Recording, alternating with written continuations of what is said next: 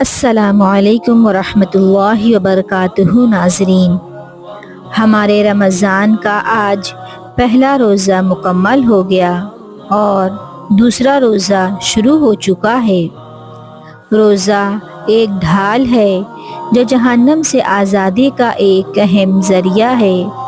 روزہ اللہ اور بندے کے درمیان ایک راز ہے۔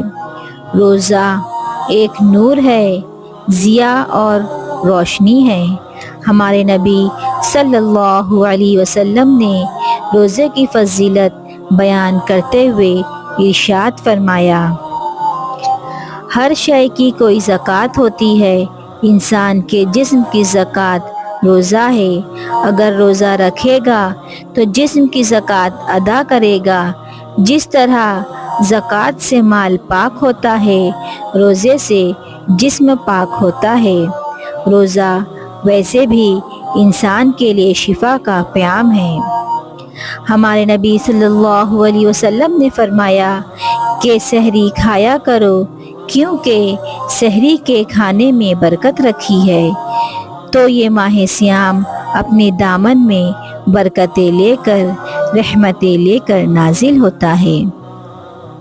اس کا پہلا حصہ رحمت، درمیانی حصہ مغفرت اور آخری حصہ جہنم سے آزادی کا ہے۔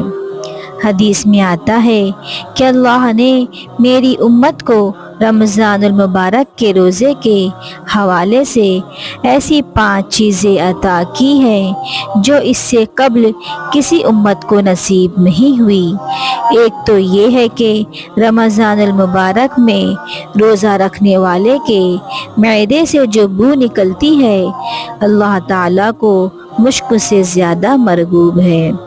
دوسری بات یہ کہ جب ماہ رمضان آتا ہے تو شیاطین کو جکڑ دیا جاتا ہے۔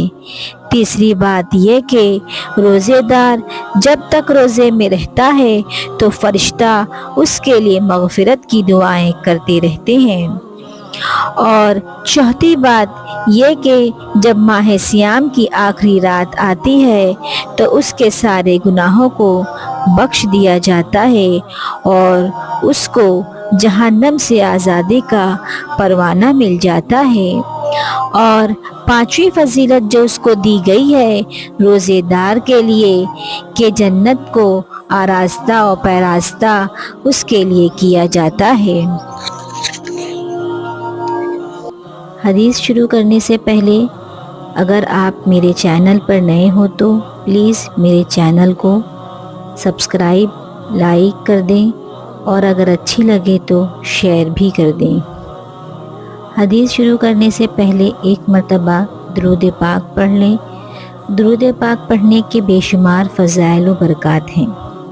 ہمارے نبی صلی اللہ علیہ وسلم کا فرمان ہے، جو شخص مجھ پر ایک مرتبہ درود پاک پڑھتا ہے تو اللہ تعالیٰ اس پر 10 رحمتیں نازل کرتا ہے، اس کے 10 گناہوں کو مٹا دیتا ہے اور اس کے 10 درجات کو بلند فرما دیتا ہے۔ تو ناظرین، آئیے حدیث کی شروعات کرتے ہیں۔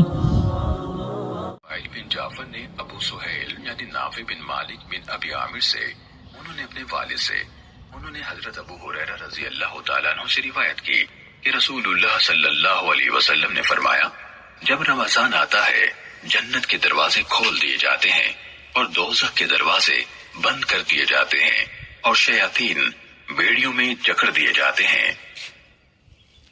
صحیح مسلم حدیث نمبر 2495۔ یحییٰ بن یحییٰ نے کہا، میں نے مالک کے سامنے قرات کی، انہوں نے نافع سے، انہوں نے حضرت ابن عمر رضی اللہ تعالیٰ عنہما سے اور انہوں نے نبی کریم صلی اللہ علیہ وسلم سے روایت کی کہ آپ نے رمضان کا ذکر کیا اور فرمایا، روزہ نہ رکھو حتیٰ کہ چاند دیکھ لو، اور افطار یعنی روزوں کا اختتام نہ کرو حتیٰ کہ چاند دیکھ لو، اور اگر تم پر مطلع ابر آلود کر دیا جائے تو اس رمضان کی مقدار یعنی گنتی پوری کرو۔ صحیح مسلم حدیث نمبر 2498۔ ہم سے ابن نمیر نے حدیث بیان کی، کہا ہمیں میرے والد نے حدیث سنائی، کہا ہمیں عبید اللہ نے اسی مذکورہ بالا سند کے ساتھ حدیث بیان کی، فرمایا اگر تم پر بادل چھا جائیں تو اس کے 30 دن شمار کرو، جس طرح ابو اسامہ کی حدیث ہے۔ صحیح مسلم حدیث نمبر 2500۔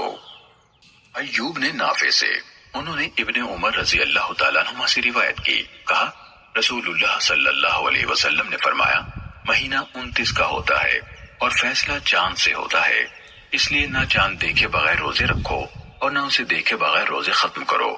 اگر آسمان ابر آلود ہو تو اس کی گنتی یعنی 30 پوری کرو۔ صحیح مسلم حدیث نمبر 2502۔ معمر نے زہری سے روایت کی کہ نبی کریم صلی اللہ علیہ وسلم نے قسم اٹھائی کہ آپ صلی اللہ علیہ وسلم ایک مہینے تک اپنی ازواج مطہرات کے پاس نہیں جائیں گے۔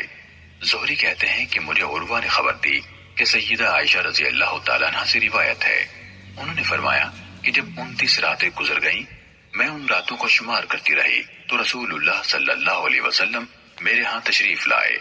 میں نے عرض کی اے اللہ کے رسول، آپ نے قسم کھائی تھی کہ آپ ہمارے پاس 1 ماہ تک نہ آئیں گے اور آپ 29 دن کے بعد تشریف لائے ہیں، میں گنتی رہی ہوں۔ آپ صلی اللہ علیہ وسلم نے فرمایا بے شک مہینہ 29 دن کا بھی ہوتا ہے۔ صحیح مسلم حدیث نمبر 2520۔ حضرت عدی بن حاتم رضی اللہ تعالیٰ عنہ سے روایت ہے، کہا جب آیت حتی یتبین لکم الخیط الابیض من الخیط الاسود من الفجر، یعنی یہاں تک کہ تم پر فجر کا سفید دھاگا سیاہ دھاگے سے واضح ہو جائے، نازل ہوئی تو عدی بن حاتم رضی اللہ تعالیٰ عنہ نے آپ سے عرض کی اے اللہ کے رسول، میں اپنے تکیے کے نیچے 2 رسیاں، ایک سفید رسی اور ایک سیاہ رسی رکھ لیتا ہوں، اس طرح میں رات کو دن سے پہچان لیتا ہوں۔ تو رسول اللہ صلی اللہ علیہ وسلم نے فرمایا پھر تو تمہارا تکیہ بہت چوڑا ہے، وہ دھاگا تو رات کی سیاہی اور دن کی روشنی ہے۔ صحیح مسلم حدیث نمبر 2533۔